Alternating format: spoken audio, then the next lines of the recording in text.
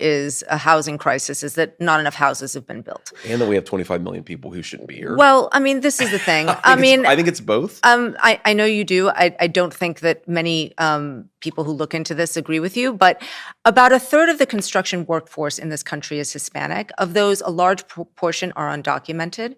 So how do you propose to build all the housing necessary that we need in this country by removing all the people who are working in construction? Well, I think it's a fair question because we know that back in the 1960s when we had very low levels of illegal immigration, Americans didn't buy houses, didn't build houses. But of course they did.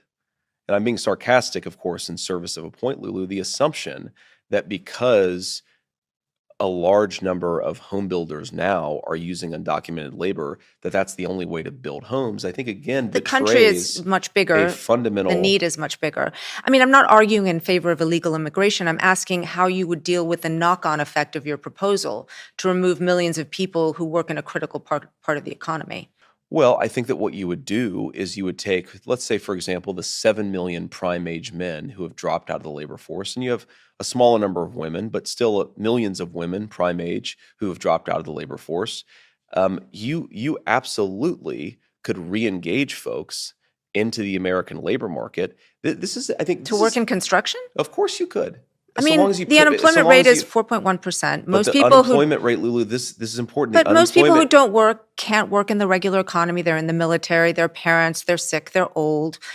They might not want to work in construction. The unemployment rate does not count labor force participation dropouts. And again, this is one of the really deranged things that I think illegal immigration does to our society, is it gets us in a mindset of saying we can only build houses with illegal immigrants when we have 7 million, just men, not even women, just men who have completely dropped out of the labor force. People say, well, Americans won't do those jobs. Americans won't do those jobs for below the table wages. They won't do those jobs for non-living wages. But people will do those jobs. They will just do those jobs at certain wages. And think about this from the perspective of an American company, okay?